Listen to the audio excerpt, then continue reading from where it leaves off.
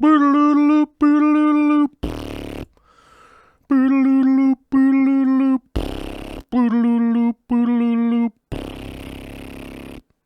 the bass. The show, because it's the beginning of the show, because it's 2020, and we can't even, not be at the beginning of the show because it's at the start. It's the very beginning of the show. What's up, Internet? Yeah. What's up, Internet? How you doing? It's good to be here today. It's a lovely Friday outside. It's been snowing in Western Washington. It's been that kind of wet, sloppy snow, you know what I'm talking about. It's just heavy mixed rain, basically. And I realize that something is going on here with my... I look like I'm all flushed, you guys. What did I do? Hold on, let's... oh, there we go. Yep, and that looks about right. There we go. Now we got the color set properly on the screen here. We can go ahead with the show. It's going to be a pretty fun show today. We're going to talk about Smurf stuff, and things are going to happen that are very exciting. There we go. That looks about right here. There. Okay. I don't know what was going on. Over the last this morning, I've been trying to hook up a new camera to the setup down here, and it was not working. I don't know what's going on. I got to figure that out. But the one of the old cameras here, I was going to set it up as one of the webcams, and it keeps doing this thing where it's like not sending a signal, and then it goes on, and then it goes off, and then it goes on again, and then it goes off again, and then it goes on again, and then it goes off again, and it's very frustrating, but hey, I'll figure it out. We'll get to the bottom of it, and I'll get it sorted. But no worries, guys and gals and ladies and gentlemen and dudes and bros, because ladies can be bros too, right? That's the rules around here on the Earth. I think that's the rules of the Earth planet, right? But it's good to be here on a Friday. Been doing a bunch of fish tank stuff yesterday. I will be getting back to work in the old fish room here to finish out my day. Got a lovely date night scheduled with my lady tonight, so we're going to be doing that. And yes, I do have my coffee.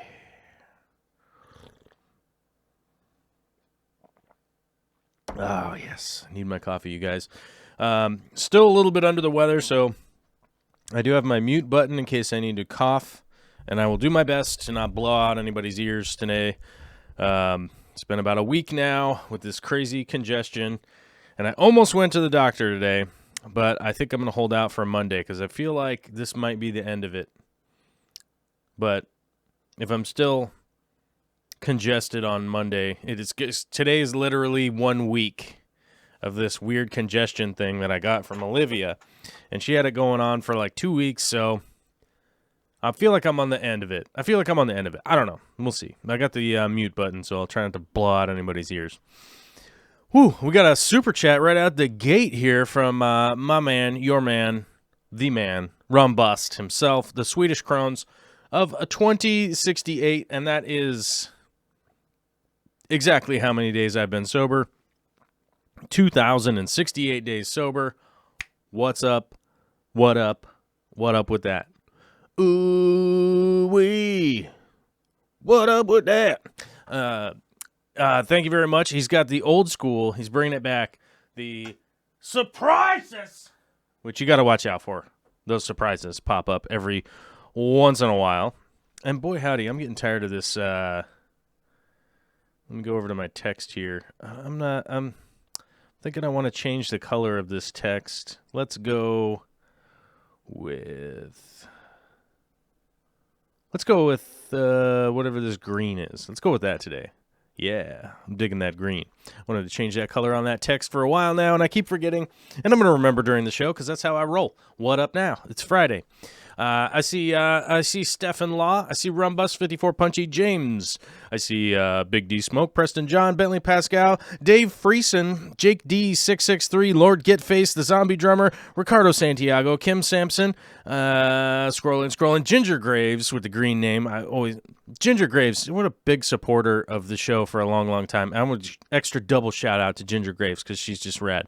Amanda C, what's up? Straight out of the UK. Glenn Tookshire, whose name I know how to say now because he's on the Discord and he reminds me how to say his name. Glenn Tookshire, straight out of Canada. I do know that. He says he doesn't know how long he can stay, but I get it. It's a busy Friday out there in Canada. You got to be out there tapping those maple trees and getting ready for your syrup season, right? Is that how that works? Groveside Aquariums is here. Anjanette Wolbrowski, Robolowski. I hope I get that right. I get it 100% wrong because I don't even think I said that right. Kiwi, Mamo, Green Ranger, Tom Fasano, Cheryl Evans, Soren Johansson, good to see you. Frank White, Frank Dominguez, Mr. Zen, Michael Sarr, Clinton. Scrolling. Who was first? Michael Sarr, the pug man himself, was first to the chat. And people hate it when I do the shout-out thing. They're like, dude, I get super pissed when people do a shout-out at the beginning of the live stream. Well, hey, tough.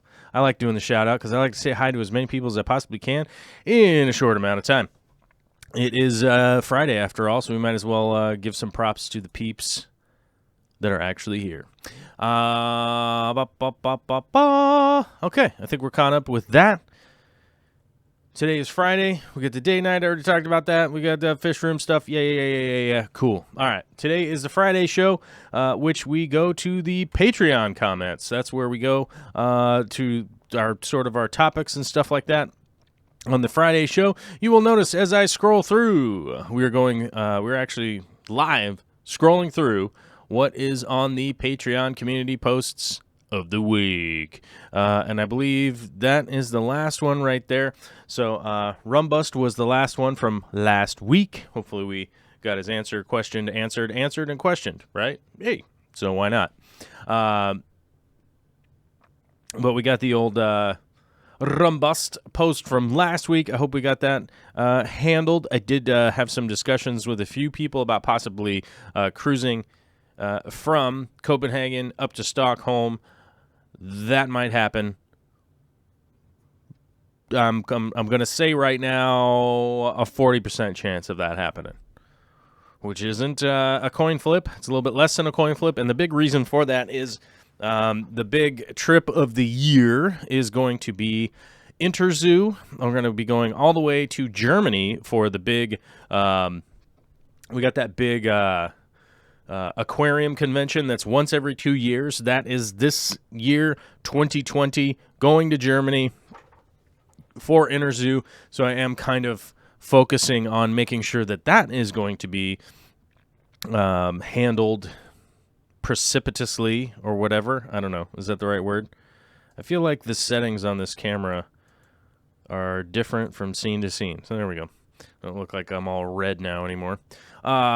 But yeah, Interzoo is going to be the big deal this year, so I'm not 100% sure if we're going to be able to do that Copenhagen trip or not. I don't know. As you guys know, that stuff costs a lot of money, and obviously Interzoo is going to be the focus because that's like straight up fish tank stuff. Bringing back content to you guys. Hopefully go visit some more importers and that kind of stuff, and hopefully get some good content for you guys, and really just kind of trying to get that as organized as possible. As this morning, early this morning when it was still dark out, I was rubbing the sand out of my eyes because I didn't go to sleep until midnight. I was like editing. Oh no, I went to bed early last night, you guys. I went to bed super early at 10:45 p.m. Oh man. So I woke up super well rested at 5:03 in the morning. Yep. And but this morning when I was working and it was dark outside, I was working on some of the videos that I have from the Netherlands, which, by the way, if you guys think that was all the Netherlands videos, you're wrong. I got more. More Netherlands content is going to be coming out, and So I was working on that stuff, and I do realize like how difficult it is to go to a place. You kind of stop in there. It's the first time you've ever been there. You've never met anybody, and you just got to try to start filming like right out the gate, and try to come up with something that's interesting. It's exceedingly difficult, in that like, oh, we got to film in like an hour and then drive away, and try to get something that's really interesting. It's a little bit difficult to do that, but I do look forward to the future trips of things like, Interzoo, Vivarium, stuff like that, having gone back and then be like, okay, I know exactly what we're going to do. I know what questions to ask next time I'm back, blah, blah, blah, that kind of stuff. So I do look forward to being able to go back to some of the places that, it's like I haven't been there in 2 years. So not only could you go back and realistically, get a bunch of the footage that you wanted to get, or I wanted to get, on review, once you review the footage and all that kind of stuff, it's like, oh man, I didn't get footage of this or that, or I didn't ask questions about how this was, this weird breeding thing, blah, blah, blah. So I do look forward to being able to do that. And that's going to be a big deal. That's going to be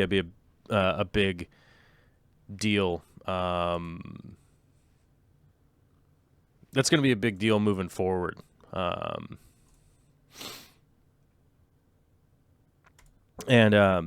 So that's going to be the deal moving forward with that stuff. So I don't know if the Copenhagen Stockholm thing is going to happen.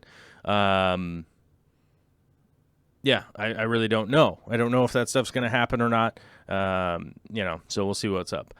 Peter Litvichuk, I don't know, says, hi, thanks for the show. And is there any conventions fish-related local to the Seattle area? Last year was the AGA, the Aquatic Gardeners Association, was here. And I'm not sure if there is anything this year. I could ask around and see if there is, but I don't think there is anything other than, I think ReefWorks is doing another small convention. It's real small, it's more of like a trade show. I think ReefWorks is going to do another one, and then I think that's basically it, but I'm not 100%. I don't really know that one very well. If there's going to be any conventions or anything. I haven't been invited to anything or anything like that, so who knows. Okay,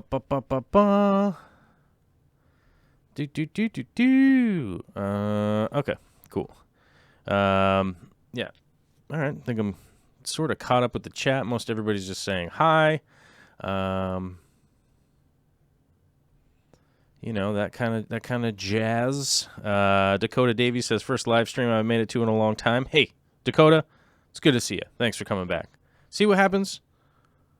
You've been around a while. I recognize you. What's up? It's good to see you. Thanks for coming back. James Parker with a big hello from London. Oh, what's up, James? It's good to see you, brother. That's why we do this early show on Fridays, because, hey, there's millions and millions of people out there in the Europe that are like, dude, it's way too late if I do the afternoon show. So, hey, why not? I'll do an afternoon show and early show. John Hodgkins is wondering if I know of any aquarium groups that have local meetups in Eastern Washington / Spokane. I am in Western Washington, so that actually is kind of a contextual question. I personally don't know. I think there is a small group in Spokane, but most of Washington these days is going to be the Greater Seattle Aquarium Society. I think if you, I would personally contact the Greater Seattle Aquarium Society and ask, like, hey, I'm over here. I am local, but it's a really long drive. Is there a group around that possibly does a meetup or something like that? And if not, that, my friend, is what we call an opportunity. There used to be a big group down here in like the Tacoma area, but through all the drama of human beings, it split up. Just that's the easiest way to explain it. Through all the drama of humans being in a room together, that's what happens. Clinton says it's 7:15 in Australia. Great time for me too. Oh, that's a good point. You know what? Broadcasting at noon my time might be the perfect time to actually do the live show, because it's, you changed the time that you're broadcasting on Fridays. And I'm like, yeah, yeah. And I'm just like, it records and gets posted up. So I'm like, if you can't make it live, you can always comment on stuff. You could always go over to Patreon, become a Patreon, or you could join on YouTube, and you could get access to the Discord, and then you can be on the Discord, which is 24 hours a day, anytime. And it's about 150 people on there, including myself, that are pretty much always talking about aquarium-related stuff, or politics, or what's going on, or stuff in the news, or whatever, So, yeah.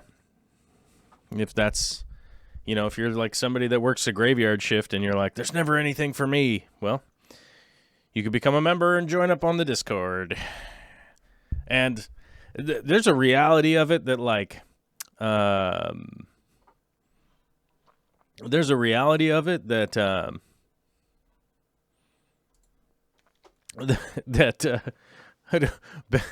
Bentley deleted that message.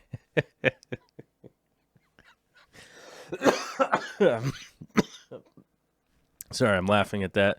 And I gotta hit my cough button. Oh no!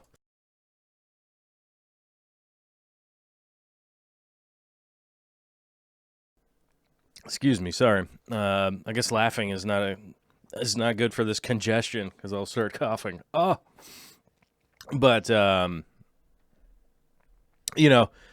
yeah. What the hell was I talking about? I don't know. Whatever. But let's go over to the Patreon, because that's what we're answering today. And you guys will notice I hit the little heart button on there, because it'll let people know when I was answering their question or whatnot. Nathan Alexander sends this in. He says, moving aquariums for 24 hours. Needs suggestions for heavily planted tanks and redoing flooring. There's an F on there, but I'm guessing that's supposed to be a G. They are right next to each other on the keyboard, after all. So it kind of makes sense. It's probably flooring. And, I've been through this a few times personally with remodels and stuff like that we've had to move aquariums and those kinds of things. With the reality with, like, heavily planted aquariums that are really aquascaped and stuff like that, I've definitely drained them down and moved them. It is pretty harebrained, I guess that's a weird way to put it, but it's a little bit sketchy. It's a little bit squirrely. It's a little bit harebrained. It's a little bit wild, but it's definitely something that can be done. Drain them down, scoot them into another room, and then basically fill them back up and temporarily run them.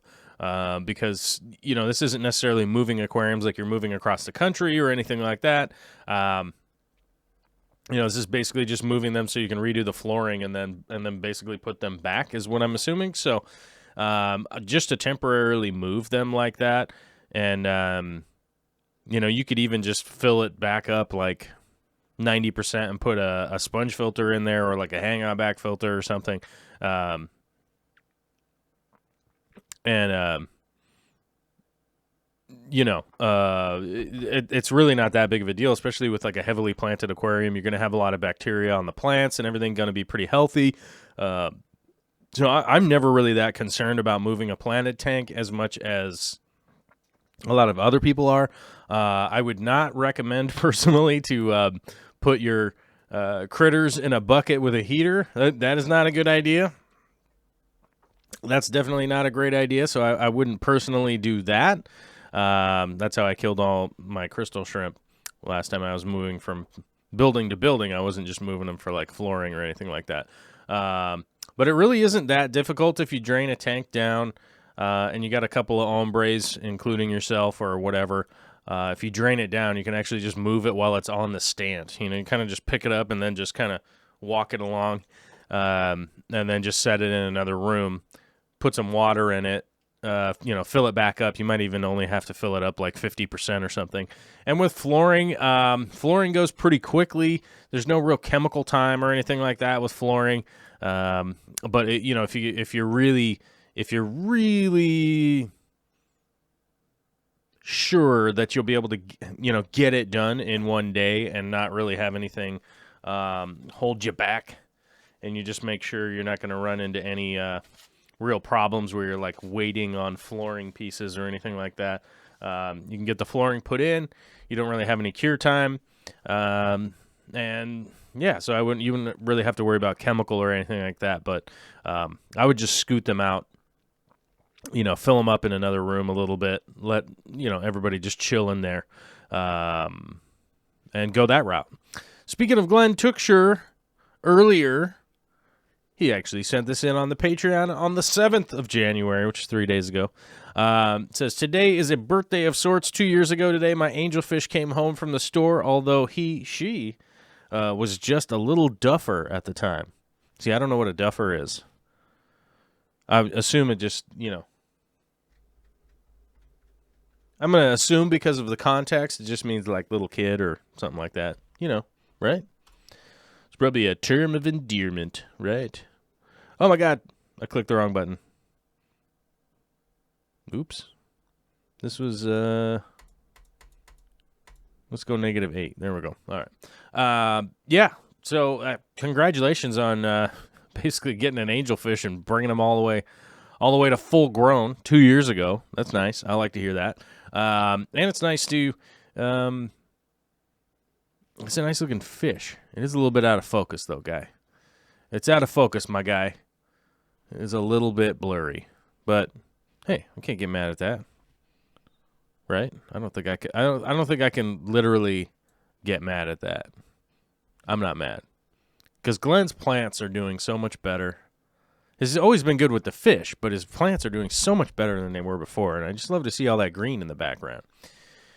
54 Punchy says, join the Patreon. That's right. Join up on the Patreon if you can. If you're somebody that's like $1 a month, I could tell you, if you're somebody that's like $1 a month, you're supporting more than you ever could just being a person, somebody that like watches videos or something like that. Because I know there's a lot of people out there that are like, I watch all of your videos, and I appreciate that. I 100% do.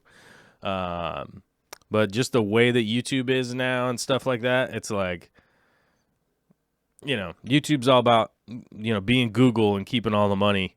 And they're certainly not dishing it out to people like me. So it's literally you guys members and Patreon and stuff like that actually keeps anything happening if we're ever going to make any episodes or anything like that. And I forget who I was talking to recently, but here's a good example. If you're on YouTube right now and you have never watched a late night TV show, like if you're somebody that never watches late night TV, just go to the YouTube home screen and just take a look and see how many videos are in your recommended feed that are from like Jimmy Fallon, Jimmy Kimmel, Conan, or the other one. Who's the other one? Stephen Colbert or whatever. There's all these late night shows, and now they basically have a famous person come on, and they cut it down and put it up on YouTube, and because they have like a giant network behind them, they get promoted way more than anybody else. So it's like, Rock the Dwayne Johnson comes on to the Colbert Show, and then it's like 4 million views on YouTube because it gets recommended to everybody, and they're like, oh, what did The Rock say? I'm not saying that The Rock isn't super famous and super popular or anything like that, but that's really like, when you get down to the minutia of what YouTube is, like that's what it's becoming now. It's just like all of these like 2-minute clip segments from all of the big networks just taking up all of the airwaves, And, it's all preferred because they're basically, the networks pay Google to promote that stuff, and it's pretty ridiculous. Michael Sarr says, will crystal shrimp gumbo keep you up for days? Oh, because it's like crystal meth shrimp? Is that basically what you're saying? And now I just got demonetized because I said crystal meth. Oops. Says, will crystal shrimp gumbo keep you up for days? No. It smelled really bad. It just was not.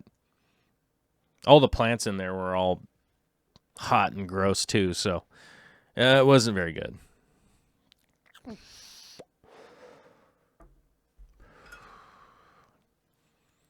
Clinton says, at Ginger Graves. Is there a good charity to donate to? I can't help there, but I can donate. I'm in the USA. Oh, okay. Clinton says, Wires Animal Rescue would be a great place to donate to the wildlife population. They have been hit. A third of the koala population has been killed. Yeah, that's just... Yeah, Australia is just a lot of fire. A lot of fire going on in Australia. It's pretty crazy. Yeah. So maybe either Alyssa or 54 Punchy or maybe Bentley can find the charity link that was Wires Animal Rescue, and you guys can post that up if people want to donate to the Australian wildfire situation. That is fantastic. There's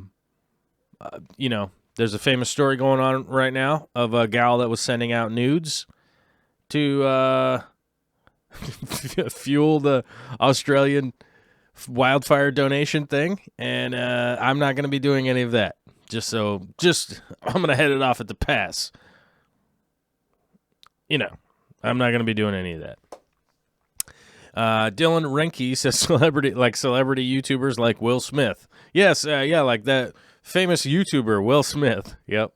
And that's just the nature of the business these days. I've just, I'm not really complaining about it. It's just the way that it is. That famous people, they get in line first. It's just kind of how it goes. But my main reason was just to express my gratitude towards the people that have been supporting the show via Patreon and memberships and stuff. So, how's that? Am I getting quick on the cough button there? I'm getting pretty good at it now. I don't want to be good at it. I just want to not be coughing anymore. That's what I want. UG Aquatics says, I don't watch any of them. Not sure if you know about this. A while back, I looked into this. YouTube was costing Google $30 million a month to keep it running after they bought it. Yeah, it costs a lot to run YouTube. But it makes a lot more money than that. So, maybe it's the $30 million a month is like the operational cost, basically. It costs a lot to run a lot of servers and stuff. It does. I've run servers before. It's expensive.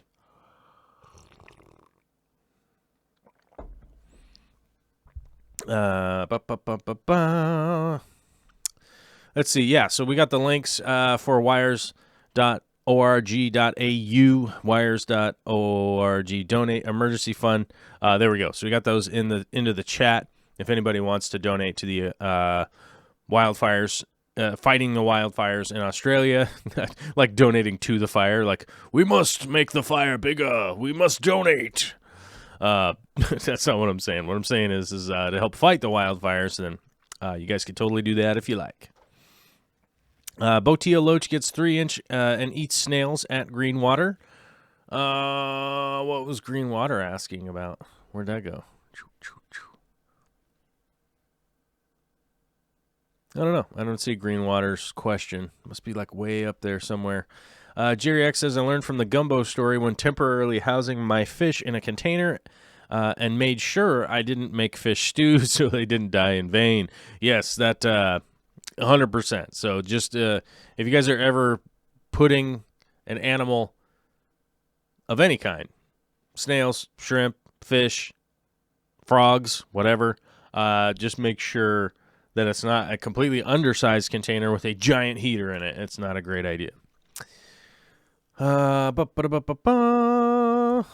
Let's see. Okay, so Alex Aquarium Science sends this in. He was asking about dimmable lights. is the topic. It says, hey, Joel, I have a Nicru planted plus 30-inch on my 20 long with a dimmer from Buse Plants. I've slowly been dialing in my FERT dosing using nitrate testing and Easy Green. Any tips on determining the right level of light? The right light level is for a tank. Currently, I feel like I'm training growing my stem plants well for highlight with preventing the growth of algae on my Anubias low light. Cheers. Hey, cheers, bro. So the first reality is that, do you have CO2 running on your system? If you have CO2 running on your system, you might need to bump that up depending on what's going on. You can definitely run low light plants, even like Anubias Nana Petite, that kind of stuff, in an aquarium with higher lighting, as long as you're supplying a good amount of CO2 for what would normally be called a low light plant. You don't have to go buck wild with CO2, but as long as it is available, you're generally speaking going to be heading in the right direction pretty regularly. Now, whether or not people need CO2 or anything like that comes down to really with your lighting. It sounds like you got the Nicru light with the dimmer on it. Now, I'm not a huge fan of dimming the light until you get it kind of balanced. I am more in a fan of limiting the time that the light is going to be on when giving the advice to people, because it is way easier to go, all right, this thing's on for 5 hours. I'm going to only turn it on for 4 hours. To my brain at the moment right now, I'm trying to recall, I think that like the minimum amount of time for a photosynthetic period is like 2 hours, I think, for a fully structured plant. Obviously, the photosynthetic period is different for algae and stuff like that. But I think I think it really starts to photosynthesize around the 2 hour mark. Maybe it's a 3 hour mark. I've never really gone under 4 hours on a light timing. But realistically, what I would do is, limit the amount of time that your light is on. So you basically, if you have it on for 7 hours right now, bring it back to 6 hours. It's like, oh man, I'm still getting algae and stuff. Then bring it back to 5 hours. If there's anything, if you're going below 4 hours, something else is out of whack. You know what I'm saying? But if you actually think about the curvature of the Earth, right?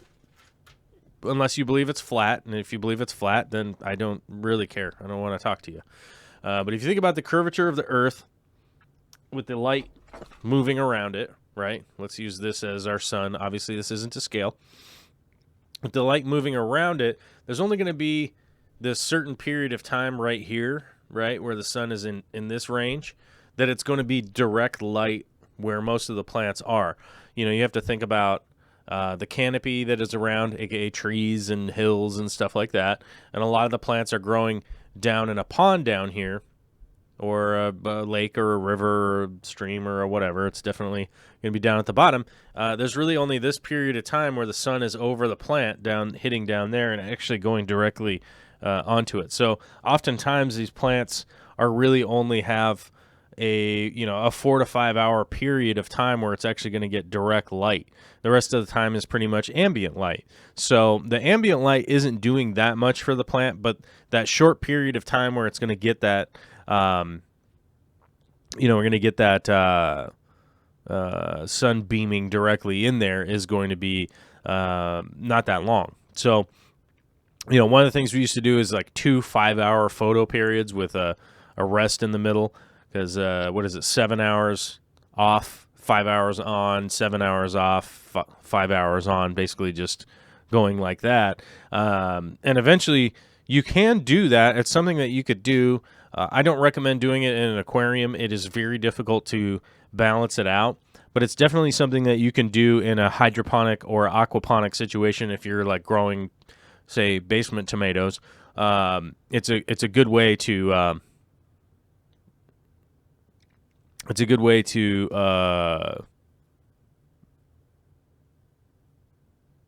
what's the word? It's a good way to really kind of increase the amount of productivity of a plant if it's growing up in the air like an aquaponic or hydroponic system. I see Johan is here, and there's a lot going on here. What's happening here? Watching the show from the hospital. Have to miss my fish for a week. Not so good. What's going on here? Not so good. Had a collapsed lung this morning. Wait, did Johan have a collapsed lung? Oh, man. Is it Johan? Did Johan actually have a collapsed lung? It's called a pneumothorax, by the way. Oh, my God. Johan and I can be like super brothers now. I have also had a collapsed lung. Yeah. So if that's the case, brother, if that's the case, have them pay attention and make sure that you don't get a serious infection like I did. I got the I got the kidney, bladder, and then liver infection. I had pneumonia. I got MRSA while I was in the hospital, which is awesome. That was super fun. And some other things that I don't really need to talk about, but it was very brutal, and I really hope that you're doing okay. I've had a collapsed lung myself, I had a pneumothorax, and it sucks. But I will say this. Let's see. Yeah, so I think it is Johan that had the collapsed lung. Yeah. So yeah, I've definitely been there myself. Was a brutal experience. But just make sure that you stay away from the infections and everything. That was it's brutal. It sucks. I got a big old scar on my side from it, so pretty fun. We tattooed a dartboard around it.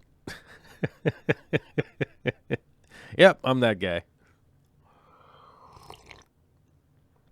Oh, crap. We can definitely be more brotherly now. We can be brothers in collapsed lung pneumothorax madness. But just be careful. Make sure that they keep an eye on you and that you're going to be okay. It sucks. But that's one of those times that I died. Super sweet. But, yeah, I was in the ICU for a long time. All right. UG Aquatic says, how does one's lung collapse in your sleep? That right there is called a spontaneous pneumothorax. There is so basically in between your ribs, you have like a cartilage lining basically behind there. And your lungs have what's called a pleura, and as you grow, it's basically like happens a lot to skinny men that grow tall. I say with air quotes tall because most people think like 6 foot isn't that tall nowadays, which understandably there's so many tall people in the world now. But if you look at historically speaking, even just in the what was that? Even just in the Civil War, I think the average height for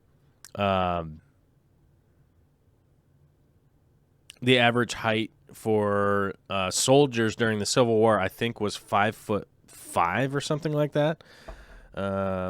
Which somebody looked that up and verify it for me. I think it was 5'5" or 5'6" or something. So you got to think, even just not that long ago, 150 years ago, people were much shorter than they are now, and being a skinny dude, that pleura stretches out, and it's kind of interesting because it gives an opportunity because it stretches out, it gets thinner.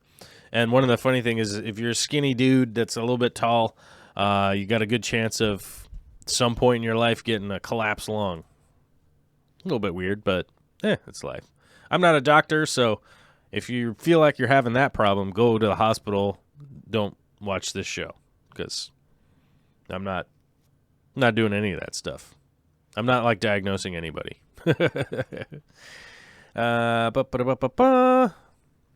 Big D Smoke says, yeah, that reminds me when I had a buddy collapsed lung and was in the hospital after a few days.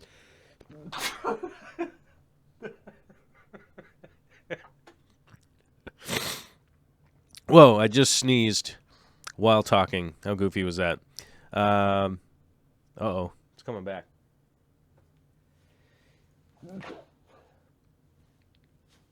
There we go. This weird cold is hanging on. Let's see.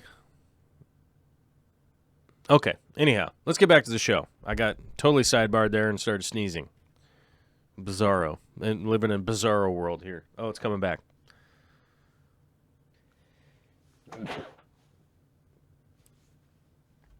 Oh, yeah. There we go. Somehow I got boogers now. That's great.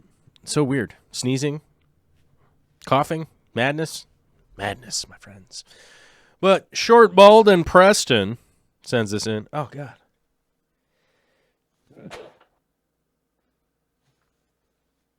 Is that 4 sneezes? That's crazy.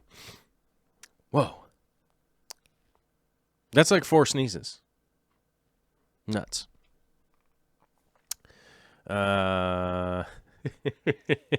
Johan was training like crazy this week. Yeah, that'll do it. That's pretty much what it boils down to. You get too skinny, you get too fit, and you'll probably have a collapsed lung. I think that's how it goes. All right. I might be back again. I don't know. All right. Did anybody read this post yet? It says, found this old photo of some nutritional facts on Walter worms, microworms, and banana worms you may find useful, which I will agree. It's definitely useful information if anybody ever remembers to come back here and grab it. But yeah, that's definitely good stuff. The Walter worms with their protein level, the fat level, that's very helpful. And I think slowly protein, fat, glycogen. Is that glycogen? Oh, glycogen, my good friend. Ooh, man. That's all of a sudden I have boogers. We should prepare ourselves to get demonetized by talking about crystal meth and boogers and whatever the hell I've been talking about today. But yeah, I definitely find that this is useful. I wish we could like turn it into a PDF or something and maybe start adding to it. We need to get some editable documents that we can edit. Just a thought that popped into my head. I should probably write down at some point if we're gonna post that up on the website or something. Daphne. I don't know. What is that? Magna? Oh yeah, Daphnia magna. So there's some protein levels, the fat level, fiber. What's got ash? Ooh, strong.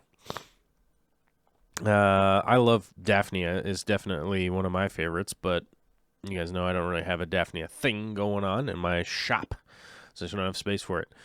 This was the best apple/mystery snail hatchery ever made. It just wasn't large enough for my needs. It's a little plant nursery. And I've used these many times in basically like sprouting clones and stuff like that. This one looks like it actually, yeah, this one looks exactly correct for hatching clones and things. But that actually does kind of make sense that you'd be able to hatch apple snails and mystery snails and stuff in there. It's kind of funny how it's like it's not big. It wasn't big enough for Preston's needs at this point. I guess maybe you could have just got like 5 of them or something and just gone completely bananas.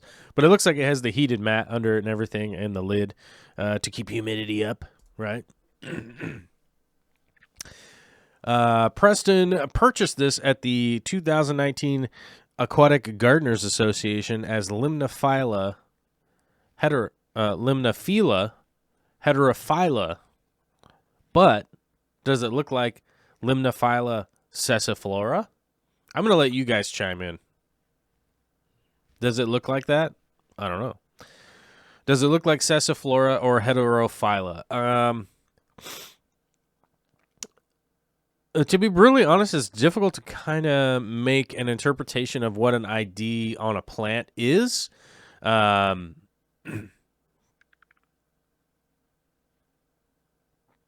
it's difficult to make an idea on a plant because there's basically three things that we're looking for. We need to identify the leaf, the stem, the stamen, and the the node or whatever. I can never remember the name of the node thing, but we need two different things in order to do that, and we need it to flower. So we need something growing above the water column. So we need some emergent grown something. We need it to be grown emergent. Then we need to look at the flower, and we need to compare the two on the submerged grown. But typically it is when it comes to identifying an actual plant, we have to get the emergent grown because that's where the identifiers really are, and what we can really come up with. So, people oftentimes want me to just identify a plant from a not very detailed picture. And honestly, it's pretty difficult to do during a show because I'm like, oh, let me look at that. Let me look at that while I talk at the same time and that kind of stuff. And when it comes time for me to identify stuff, that I literally need to jump into some of the identifying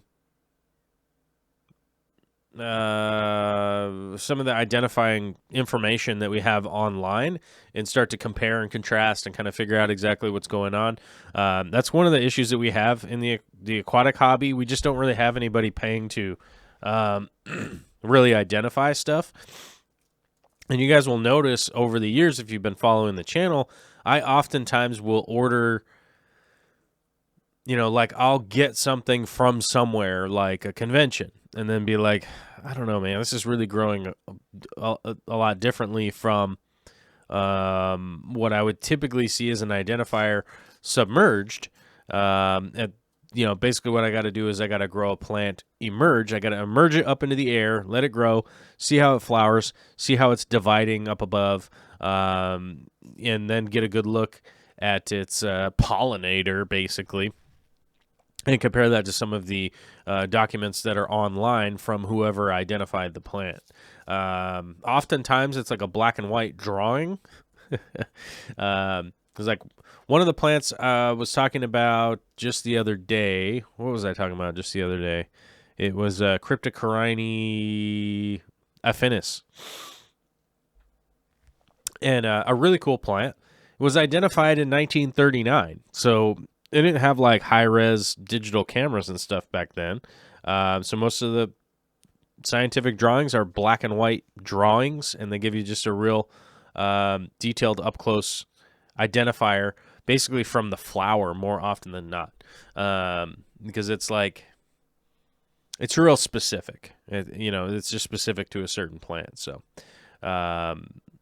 it does take time for me to identify stuff, and then I have to ask people about well, we need better pictures, we need more examples, we need this, we need that. But like I said, you'll notice that I'll order what I have to be the same,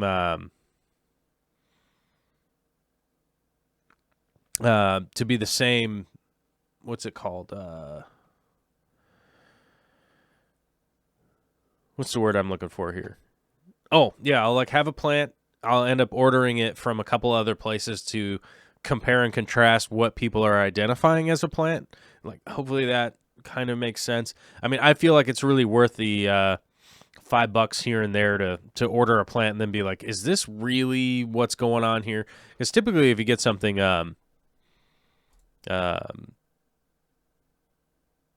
identified by multiple sources, it's probably going to either be really close or everyone's just identifying it wrong.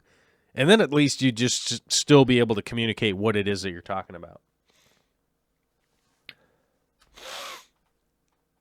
Ooh, man, I was sneezing and now I got these boogers. Now I got people talking to me about blowing my nose like other YouTubers. We got a super chat from Ginger Graves. Says, Sneezy, one of the 7 dwarfs. Better out of the nose than stuck in the nose like cement. That's true. I'm not congested or anything. I just suddenly have boogers. Maybe I'm allergic to myself, probably. Randall Bowman with the $10 super chat for the tissue fund. Oh, thank you very much. I 100% appreciate it. That all goes to keeping the lights on and stuff like that these days. You guys know I don't buy tissues. I actually just wash shop towels. Is it weird? I don't know. It just seems wasteful to throw away paper all the time. So I just wash, shop towels and stuff. Oh, here.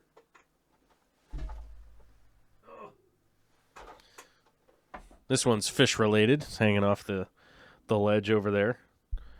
It's a Dennerle booger towel. It's that Dennerle nose blowing towel. Which I think the only place I know where you can get those in the U.S. is Aquarium Co-op. So if you wanted to get one, you can.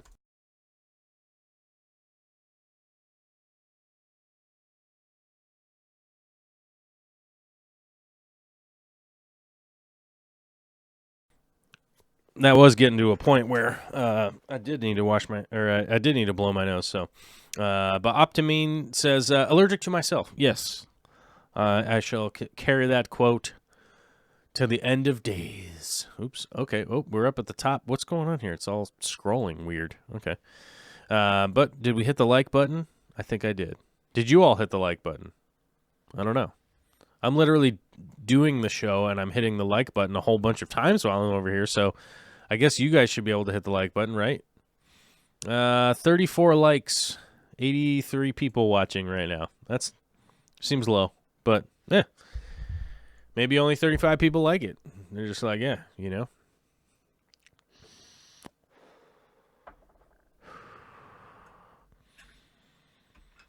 Fishy Mama says, can't help it. It's the mama/nurse in me. My mom's a nurse, so, I get it. It's all good. Speaking of my mom, Grandma Mom is going to be here today. I don't know when. But that's how Vicky and I are going to be able to have a date night tonight. So thank you to my mom. Hopefully they make it here just fine. There's a giant storm in the mountains right now, so hopefully they drive... Now I just burped during the show. Wow. I'm 3 for 3 today, you guys. But hopefully they make it over the mountains for sure. Dylan Renke says, do you have any tips for prevention/treatment of black beard algae? If you have a bunch of black beard algae, stay tuned. I'm going to do the treatment in a video again. I have an old glutaraldehyde video, which is basically Seachem XL, Aquarium Co-op's Easy Carbon. Is that what it's called? I think that's what it's called.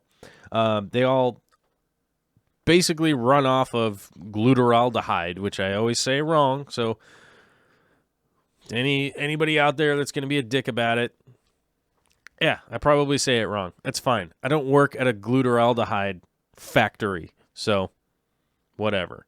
But it's basically an algicide that ends up leaving a free form of carbon in the water column once it's basically reacting with breaking down into your water.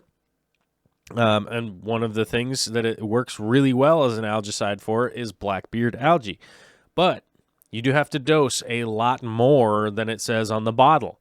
You basically need to do a triple dose every day for about a week.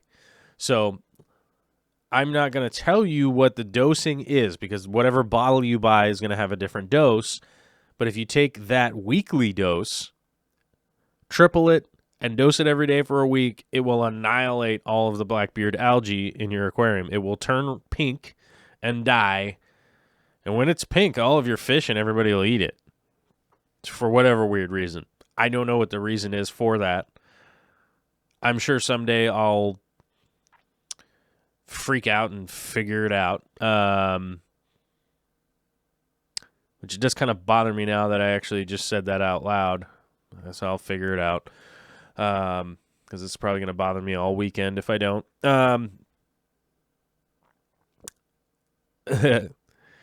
Yingfeng Tao says, when the time is right, do a live aquarium-related painting. I don't think I'll ever do a live stream of me painting. The reason for that is it would be these weird, 4-hour live streams that would be like at the weirdest times, and I don't say anything. I don't do anything. I generally just listen to music when I paint. So, considering there's like copyright claims, I can't play the music, so it would just be a silent, it'd be like silently,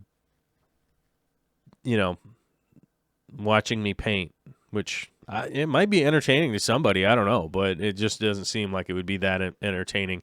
Considering how many comments I get from, if I upload like a 15-minute video, they're like, this video could have been 5 minutes long. I listened to it in triple speed. Like, okay, I don't know what to tell people. So they're probably busy watching Jimmy Fallon clips with The Rock, which is fine. Got to do what you got to do.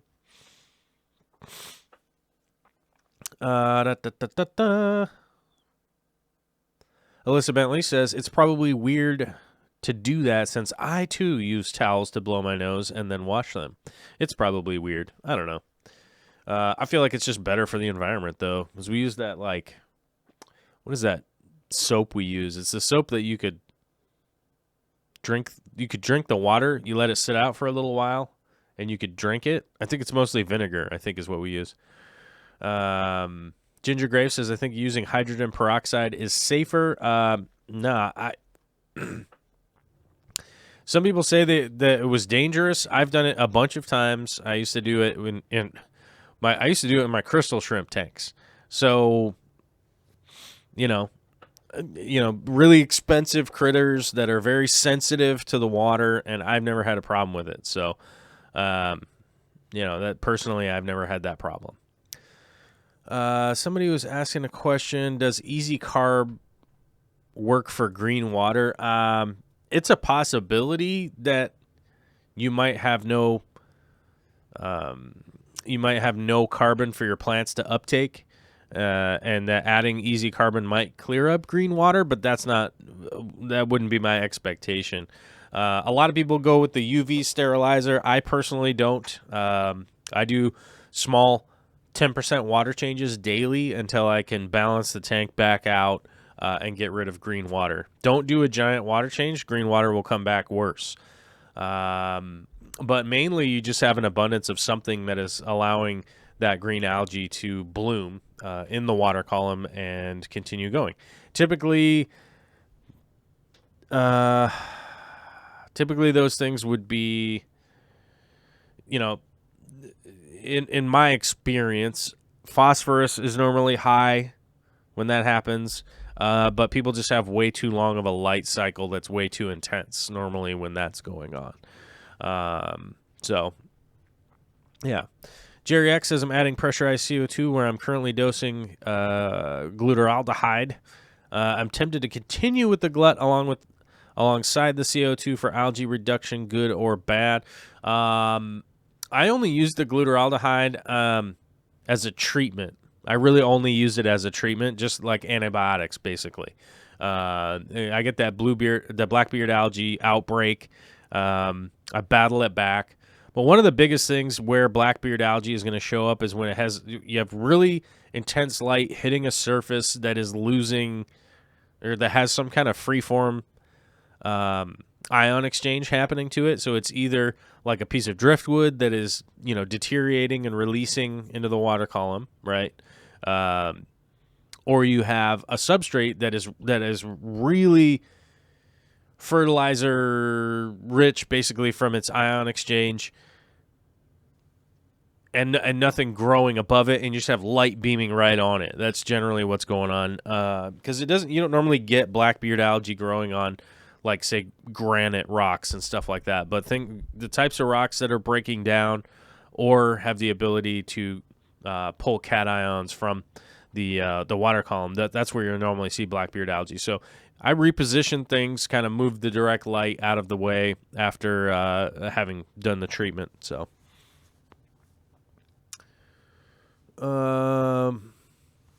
UG Aquatics says, hey, Joel, did you see the taxonomy link I posted with the Ludwigia sphaerocarpa? I didn't know it was native to the East Coast all the way up to Massachusetts. For some reason, I did not see that taxonomy link, or maybe I just completely forgot it for some reason. But That's awesome.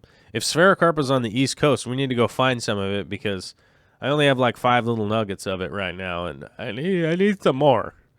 And last time I ordered it, I think it was outed. So I was like, oh, I need to get some more bits of it because it's just so rare over here. It's just hard to find it. And it's growing slowly. So I need to either do one of two things. I need to source some more of it, or I just need to wait and I'll grow more. Which, either way, sounds fine to me. I see Nick's Fish Room. What's up? What's up, Nick? More Canadians in the house. We like Canadians. That's all good. Tori Underwood, what's up, all? How you doing? All right, I think I'm caught up pretty much with the chat. 54 Punchy says, same here with the occasional cussing when painting isn't going right. Yeah, that's also one of the problems. Like, I can't listen to copywritten material, and I also probably dropping a lot of F-bombs when I'm painting or whatever. I don't know.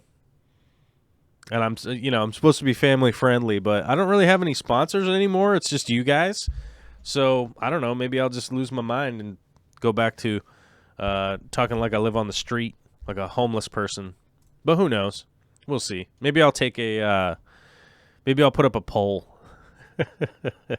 Maybe I'll put up a poll and change my channel completely to 18 and older over only, which, by the way, will eliminate one of our fans. I think there's one person that watches my channel that may or may not be under 18, but that's what the analytics say. It's 0.01% of the people 13 to 18. But can we trust Google's analytics? It turns out they're massive liars on a regular basis, so, who knows? It could be just fibbing. These analytics they send me, they could just be fibbing. We don't know. Excuse me.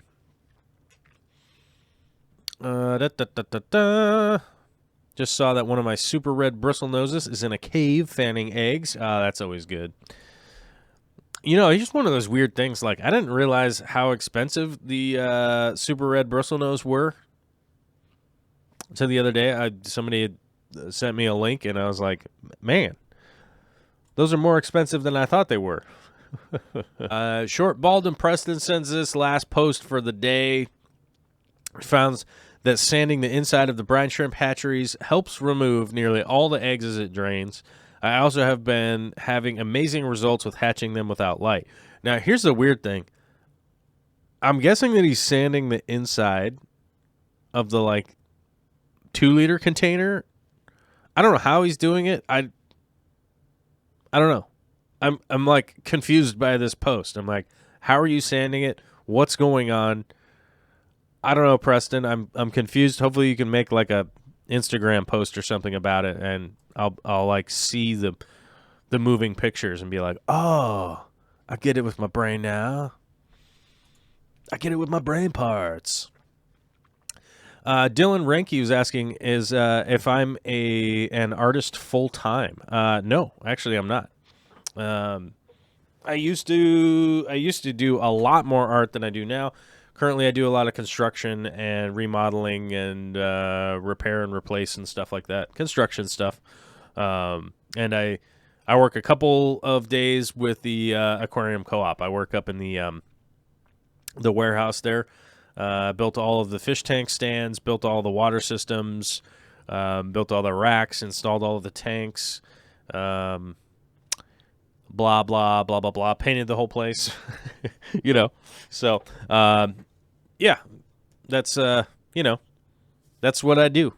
So I still do some other remodels for other people and things. I'm just terribly busy. It's ridiculous. I'm actually at the point right now where we're actually going to hire a guy to come help move a bunch of plants in the yard and stuff. Yeah. Yeah, it's okay. Stocking tips for an octagon-shaped tank. Ooh, we got the Hex Tank apologist who's always around. And I don't necessarily have stocking tips for an octagon-shaped tank. I don't think I've ever owned an octagon-shaped tank. I've been around them, but I never, I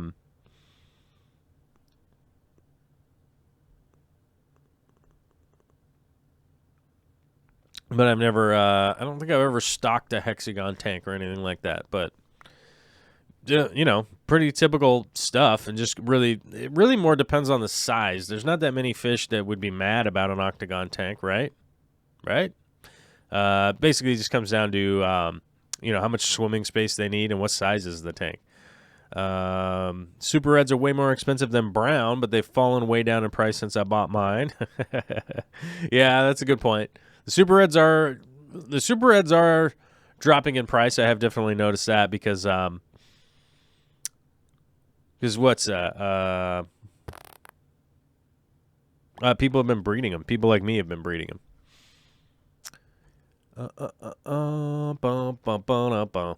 49 likes.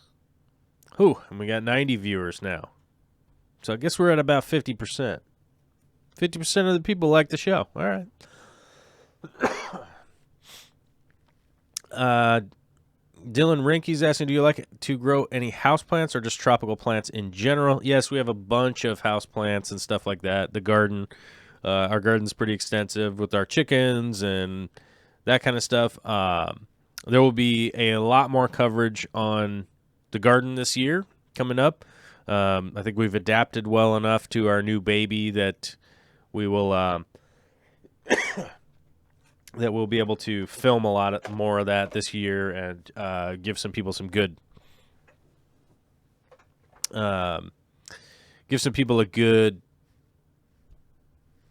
hopefully give some people some good ideas and good coverage on like how we're setting up and how we're running our garden this year. It just will be generally more content again about the garden and stuff and like what other plants we grow and that kind of stuff. So, yeah. Yeah, I guess the chicken coop video is the kickoff for 2020 to make sure that we know, that people know we still got our chickens. We got that going on. I haven't decided if I'm going to film the harvesting of our flock. We're going to have to butcher our chickens at some point. And I don't know if there's a good way for me to film that or not. I do have some ideas that would be not too scandalous, I guess.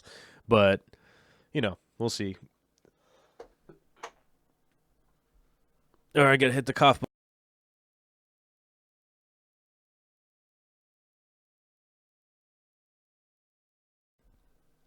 All right, I guess we're kind of getting to the point where I'm probably just going to start coughing a lot. I got this crazy tickle in my throat.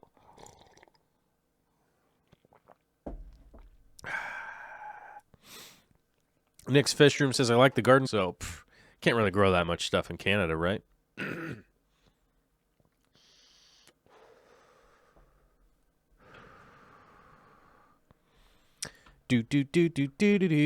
Tori Underwood says, okay, Punchy, did a small water change today, 10 gallons. Let's keep that up, maybe 5 gallons a day. Ooh, what's going on with Tori? Let's scroll up here. Anybody got any tips for cloudy water? My angel tank is so cloudy. Pretty sure it's a bacterial bloom again. Yeah, I mean, with a bacterial bloom, I would go UV sterilizer. I don't go UV sterilizer on the green water. If I ever do see green water starting to happen or whatever in my tanks, I don't go the UV for that. But bacterial, UV is good for bacterial, in my opinion. It's a good time. Butchered, I understand it has to be done, just can't watch it. Yeah, well, you got to watch chickens being butchered or not. I don't know. I mean, I'm just trying to figure out a way to film it so it's not like super graphic or anything like that, so that some people could learn, what goes into breaking down their chickens and that kind of stuff. Yeah. Matthew Vargas is here. There's a fish that keeps chewing on my Super Red's tail, and it's pissing me off. Can't figure out which fish it is. I can't figure it out from here either. That's the crazy thing. Hot dang. But That is weird. I've never really experienced like the super reds ever getting picked on that much. My guess would be the angels, though. From the juvenile angels, Bolivians, Cory cats, other fancy pluckos care to guess. I would guess the angels. That's what I would guess. Because angels are sneaky predators, right?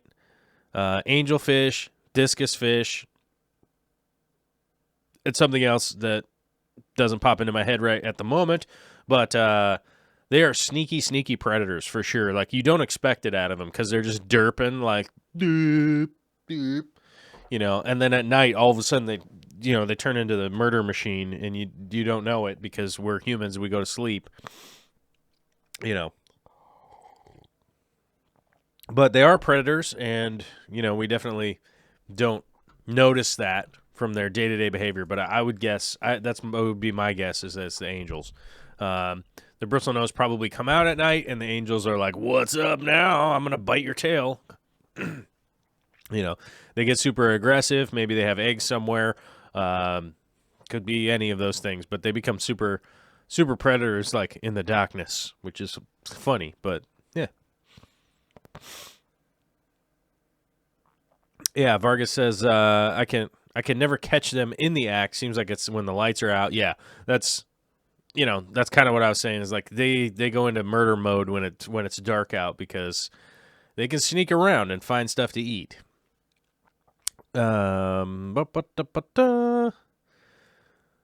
Susan from SLC Aquatics says, I would say Bolivians chewing on the super reds. Yeah, so now we're all like speculating.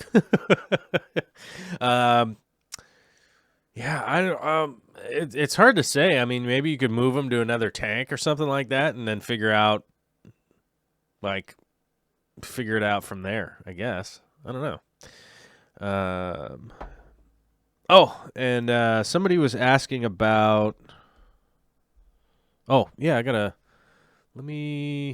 do I? I need to get the Discord up over here. Hold on a second. I got to go like this, right? Then I can go like this. And then I can double check. Oh. We got a couple of things in the Patreon. I just wanted to make sure that it was all safe for the show. Oh, it's not framed up. Hold on, let's go like this. Dude. Oh, where am I? I need to be on this, and then go like this. Like this. Is that working? No, not as good. Zoop. Oh, okay. I guess this will just give you guys an idea of what the Patreon looks like, or the Discord looks like. All right, let me figure out how to do this. I guess I should have framed this up ahead of schedule, but I didn't think I was gonna go to this. Why won't it resize? Like, fine. I'm gonna rage at this thing. Stupid rage buttons. Can I do it from here? Okay, so that's full screen. Then I go like that. Then I can make it smaller, correct? No, I can't. It won't let me make it smaller. Only over here. On the other screen. Freaking weird. All right. Let me click over here. We go screen capture, smart selection. Doot. Yarg. Like this. All right. Then I got to go in here. Then I got to push this button. Now I can turn this one off. Then go like this and make it big and make it fit. Whew. All right. So, yeah. Okay. So, Pugman, a.k.a. Michael, sends this one in. The native fish and minimalist tanks. Now, I'm not sure what a minimalist tank is. I don't know. I don't know what that is. But native fish, I'm 100% all for that. One of the downsides to the area that I live in the world, all of our awesome native fish here are super protected. They're on native land and stuff, and so you can't. I mean, I guess you could go steal some of them, but that's not great. You know, it's not going to work out. Most of the native fish I want are locally protected, and there's just nothing.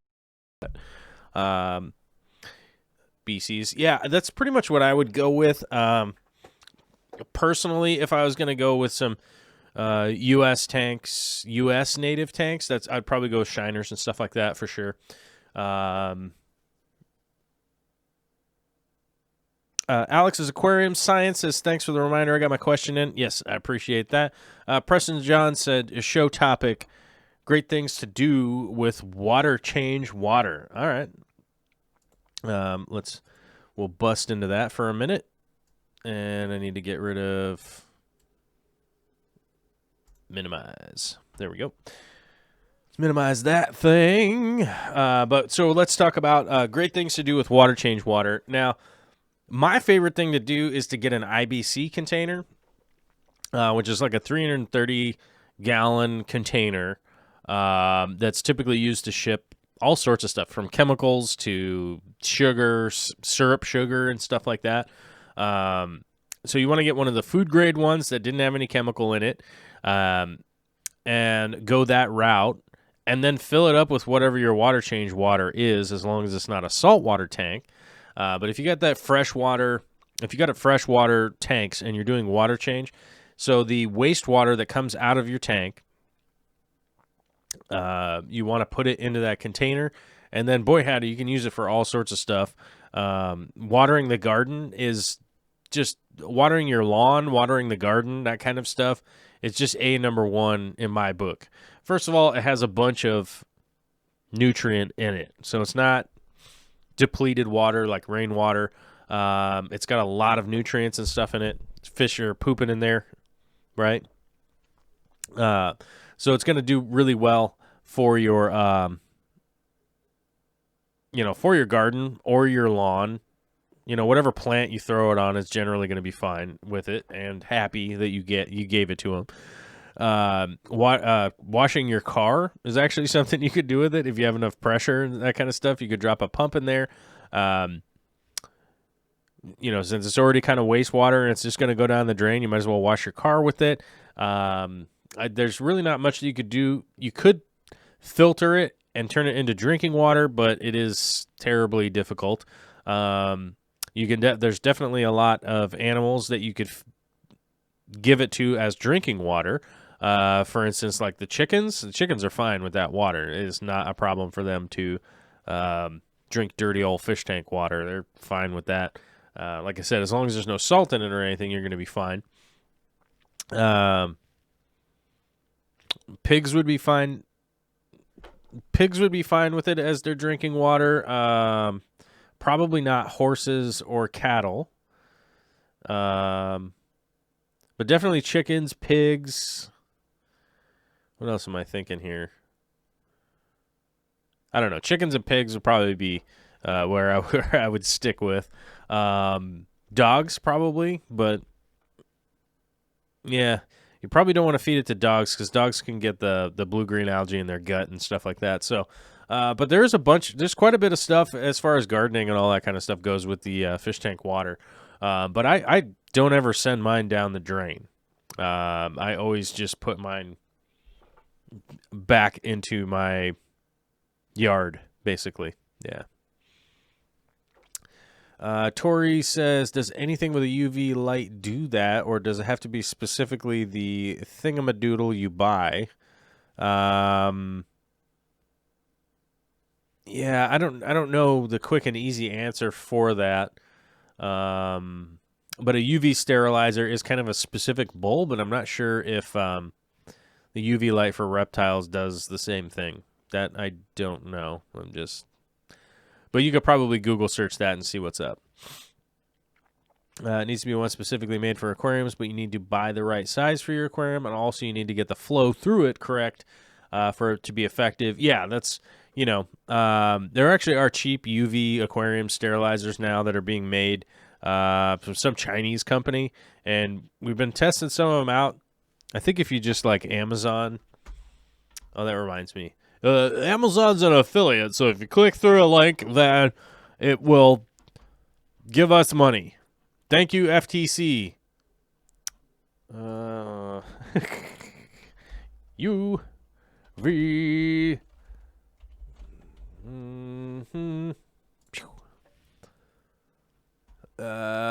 Is it this one? Oh yeah, this is the super cheap one. These are the super cheap ones. They're $14. Oh yeah, buddy. We're doing the 13-inch ones. They were $18.87 right now, but who knows? The price is always changing. So, where did my? Ooh, there it goes. And then I got my link right here.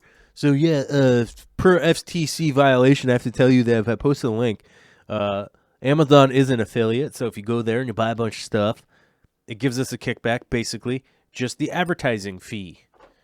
It doesn't change your price or anything like that. So, yeah. If you feel like, hey, I want to click the link and go to Amazon and go buy a bunch of stuff I was going to buy anyhow, you could probably do that, but don't tell. I mean, I guess do tell. Yeah, tell people. We're an Amazon affiliate. Buy stuff at Amazon. You know, just don't go crazy and spend all your money and get kicked out of your house and live on the streets. Right? Oh, Sunwise is here. What's up? Long time no see. Long time, first time. But okay, cool beans. Thanks, everybody. Yeah, so there's a link there. We've been using that super cheap UV sterilizer.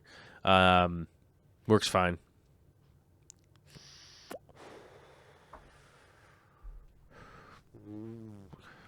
Just don't stare at it. Just don't stare at it. It will damage your eyes. I call my tanks minimalist, just plants and air-driven matin filters, super basic. Yeah, it's a good point.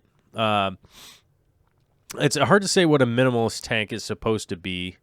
I'm kind of confused by that. None of my tanks I get. Well, I don't know. Are they minimalist? I don't know. Maybe my tanks are minimalist and maybe they're not. I don't know. I'm really confused. Currently trying to order some new tanks for a project that I got going, but we shall see. We shall see if they're available. Zen Ginger bought the $50 Green Machine UVS from Amazon for our 55. Ooh, I'm interested. What is that? UV sterilizer for aquarium. Green Machine. Oh, there it is. AA? Why is that AA? AA Aquarium Green Killing Machine UV sterilizer with a power head. Well, all right, I can get behind that. I mean, it's just like a power head with the UV light in it. That seems reasonable.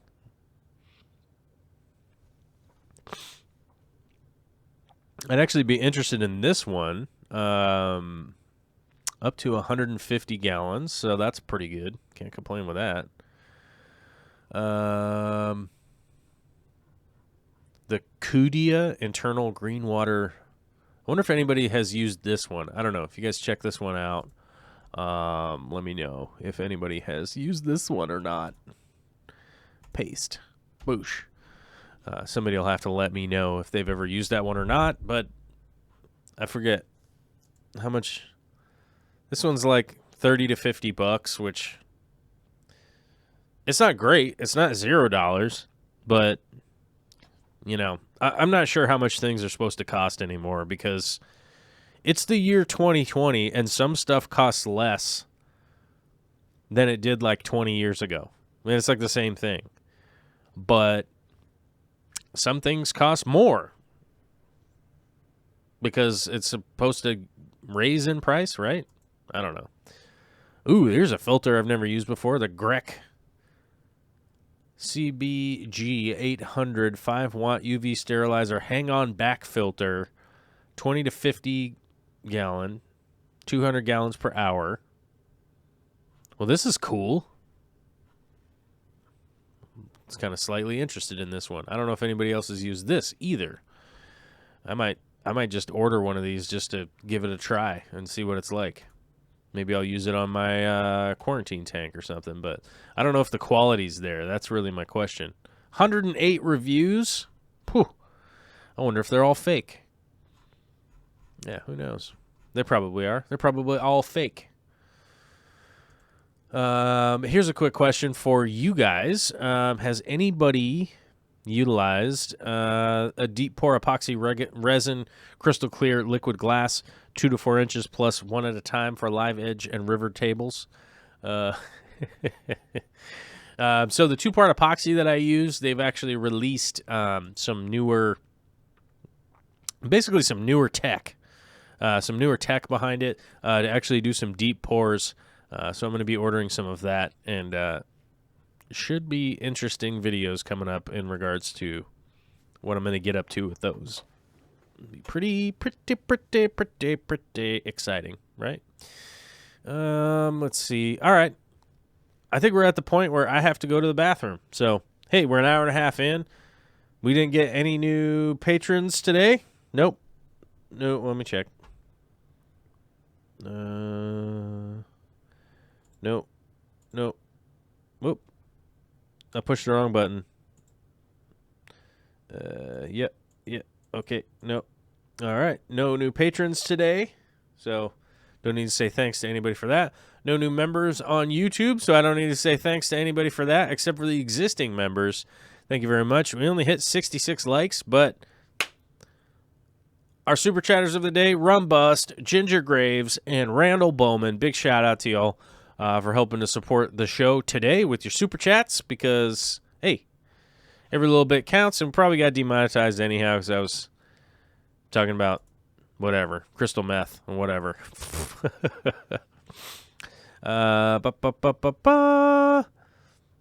Tori says, hopefully the small water change battle plan and adding more plants will do the job. Yeah, that's what I mean, that's what I would do. I do the small water changes and balance out with your plants. That's really going to be the way to go. Now it's time to close the chat.